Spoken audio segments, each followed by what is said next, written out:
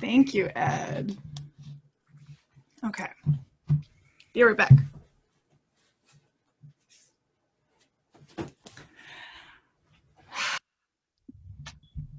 For the last 2 weeks, I have had this statue on our altar. Can you see what it is? It's a fish, and inside the fish is a person. This statue is of a scene from a story in the Bible. Like a lot of Bible stories, one of the main characters is God. The other main character, the one inside the fish, is a person named Jonah. Jonah says and does a lot of things that make me say, "Oh, Jonah." So I'm going to stop and say that sometimes during the story, and you can say it too if you want. Let's practice. Oh, Jonah. So this is how the story goes. God told Jonah, "Go at once to Nineveh, that great city, and cry out against it, for their wickedness has come up before me." But Jonah wanted to go as far away from Nineveh as he could. So he went to the sea and found a boat going a long way in the other direction. So he bought a ticket and got on the boat to try to get away from God. Oh, Jonah. Jonah, do you really think that will work? But God threw wind at the sea, and there was a big storm. The boat looked like it was about to break. The sailors were afraid, and they all prayed according to their own beliefs. They threw all the cargo overboard to help the boat ride through the waves. But Jonah had gone into the bottom of the boat and was fast asleep. Oh, Jonah. Jonah, how are you sleeping in this dangerous storm? The captain of the boat woke him up and said, "What are you doing sound asleep? Get up, pray to your God. Maybe your God will save us from the storm." The sailors, meanwhile, decided to draw straws to figure out whose fault it was that the storm came out of nowhere. Jonah drew the short straw. They said, "Tell us why this happened to us. What is your job? Where do you come from? What country? Who are you?" "I'm a Hebrew," he replied. "I worship the Lord, the God of heaven, who made the sea and the dry land." The sailors were even more afraid, because where can you run from such a God? And they said to him, "What did you do?" They knew that he was running away from God because he had told them so. Then they said to him, "What shall we do to you that the sea may quiet down for us?" For the sea was growing more and more stormy. He said to them, "Pick me up and throw me into the sea, and then the sea will quiet down for you. I know it is because of me that this big storm has come upon you." Nevertheless, the sailors rowed hard to get the ship back to land, but they couldn't do it. The sea got more and more stormy against them. They cried out to God, Jonah's God, not their own. "Please, God, we pray, do not let us die on account of Jonah's life. Do not make us guilty of innocent blood. For you, O God, have done as it pleased you." So they picked Jonah up and threw him into the sea, and the sea was calm. Then the sailors were even more afraid of God, and they offered a sacrifice and made promises to God. But God provided a large fish to swallow up Jonah. And Jonah was in the belly of the fish 3 days and 3 nights. A whole day. Jonah says nothing. Oh, Jonah. 2 days. Jonah says nothing. Oh, Jonah. After the 3rd day, Jonah prayed to God from the belly of the fish, saying, I cried to God, and God heard me. You heard me. You threw me into the sea. How can I be close to God again? The waters covered me. I'm in danger. I remember to pray to God. I will keep my promises to God. God, you are the one who can save me. Then God spoke to the fish, and it spewed Jonah out onto the dry land.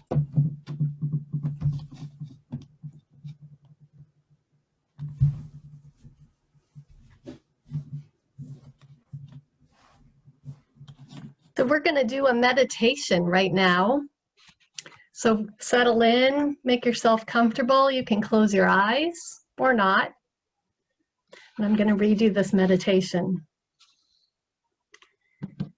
Think of a time when you did something that was not the right thing to do. Did you know that it was wrong before you did it? Or maybe you knew it was wrong once you started doing it. Did you stop when you knew it was wrong? Or did you keep doing it until the thing was done? Think of this time. Think of how your heart felt, your breathing, your skin. Think about this thing that you did and say to yourself, I will try not to do this again. Say, I will try again and again until I won't make the same mistake again. Think of a time when you did something you thought was right, but later realized it was not right at all. How did you feel when you realized that what you did was wrong? Did someone tell you that it was wrong, or did you figure it out on your own? Did you try and make things better? Hold this thing that you did. Hold it like an apple in your palm. Look at this thing that you did from different sides until you understand what went wrong and why. Then say to yourself, I live and I learn. I live and I learn. Think of a time when you did something because you knew that it was absolutely the right thing to do. You knew that this thing needed to be done because it was respectful. It needed to be done and it did not cause harm. Or it needed to be done because it prevented harm. You did this thing and had no second thoughts or regrets. Think of how your heart felt after you did this thing. Picture this thing that you did as something precious you can hold in your 2 hands. Bring it towards you. Hold it close. Press your hands together so that this thing that you did, this good thing that you did, becomes part of you again. In the coming year, you will make many choices. Some will hurt, some will help. Take a deep breath.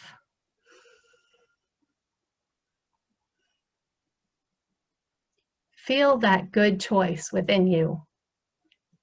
Put down the old choices that you are not happy with. Say to yourself, I promise to try to make more choices that help this coming year. Breathe that promise in.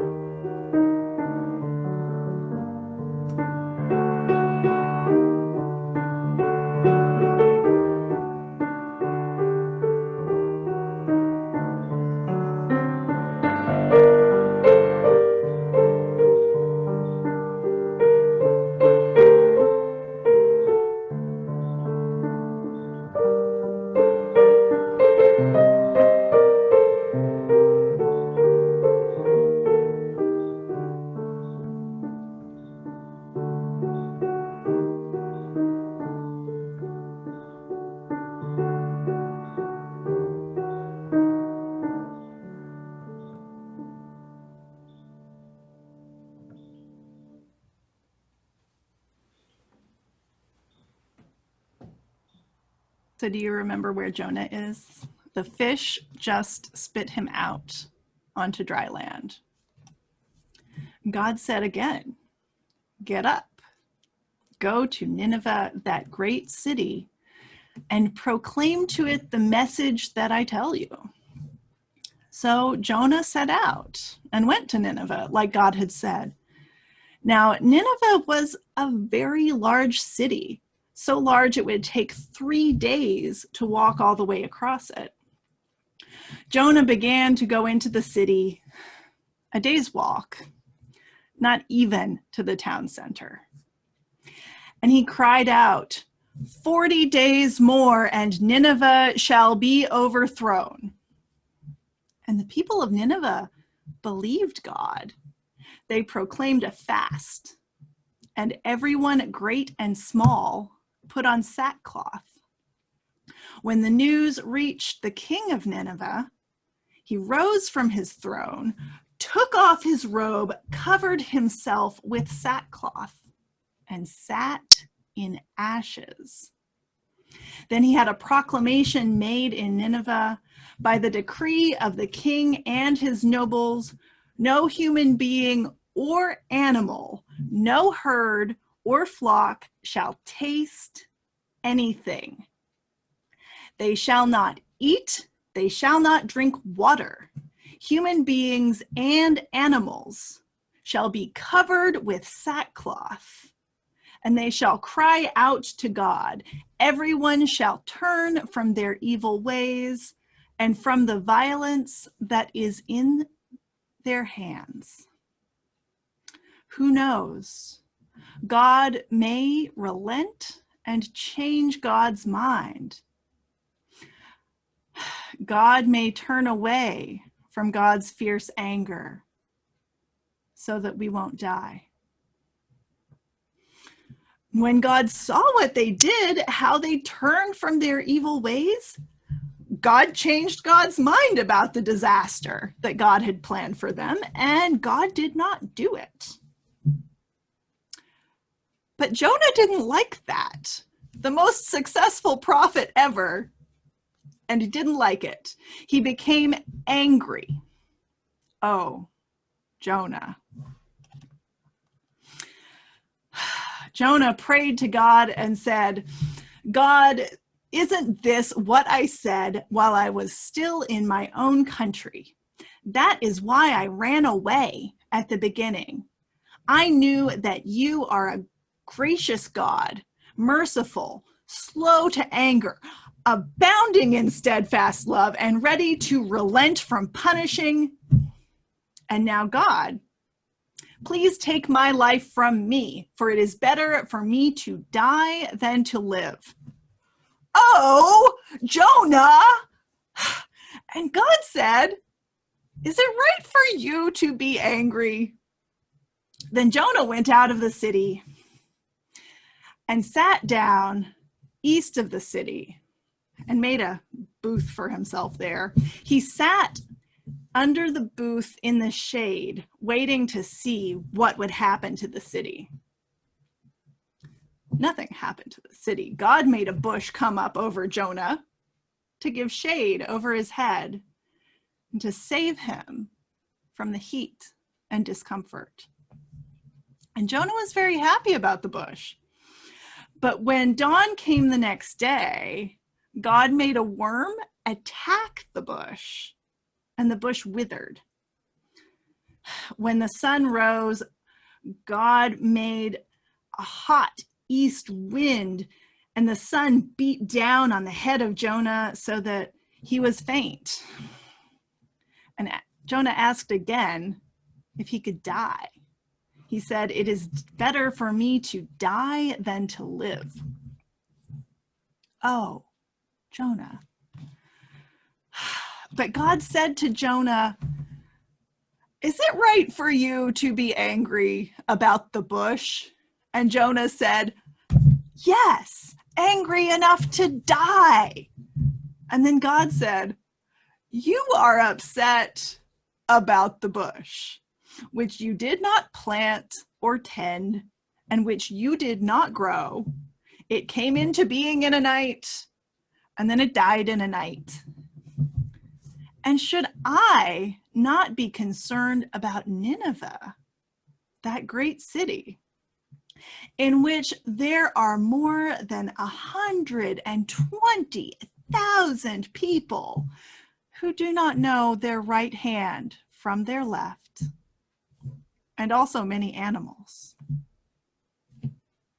Oh, Jonah.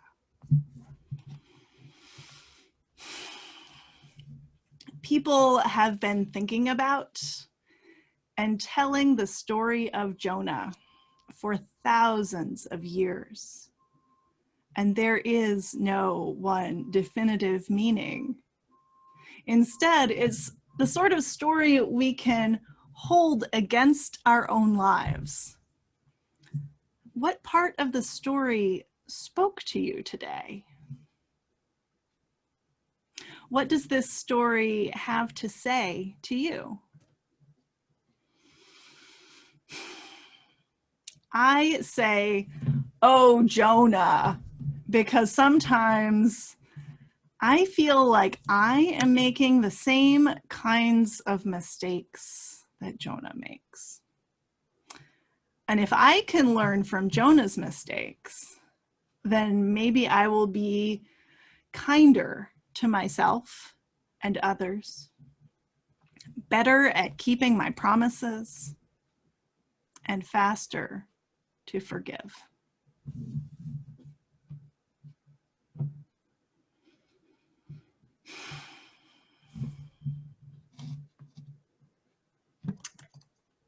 So I'm going to read a second meditation.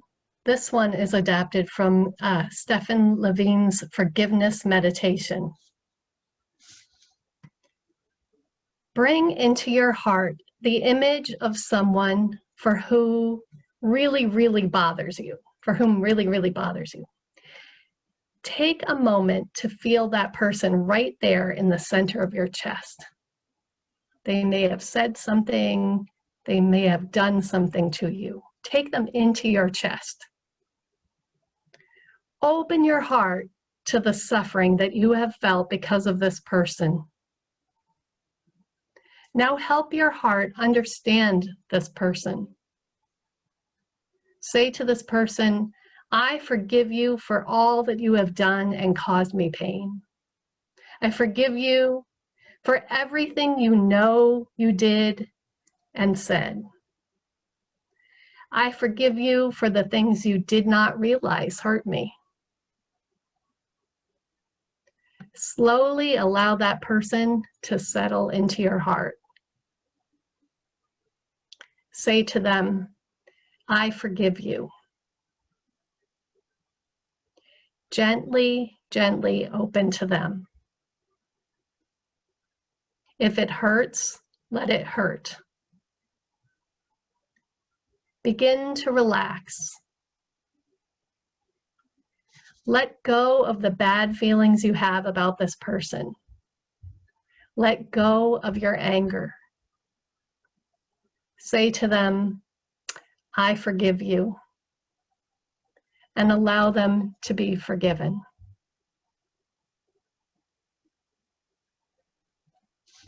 Now bring into your heart the image of someone you wish to ask for forgiveness.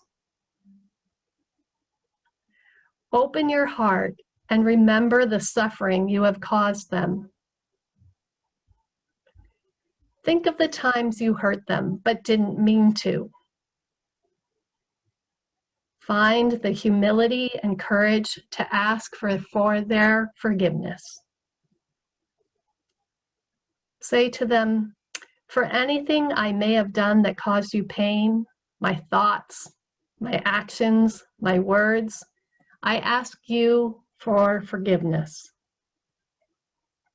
For all those words that I said out of forgetfulness or fear or confusion, I ask for your forgiveness.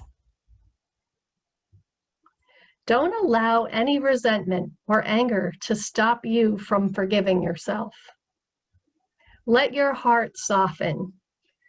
Allow yourself to be forgiven. Open to the possibility of forgiveness. Hold the person you hurt in your heart.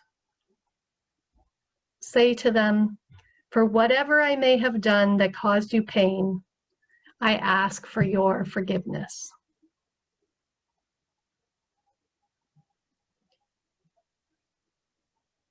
Now bring an image of yourself into your heart, floating at the center of your chest. Open your heart. Be kind to yourself when you think about the mistakes you have made and the hurt you may have caused yourself and others this passing year. Bring your attention to how you have lived with others and how you have treated yourself this passing year. Realize you might need to change some of your habits.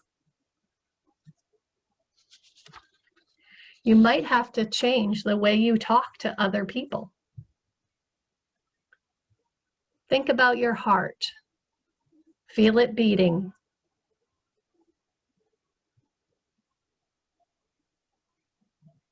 Say your own first name. Say to yourself, for all that I have done in forgetfulness and fear and confusion, for all the words and thoughts and actions that may have caused pain, I forgive myself.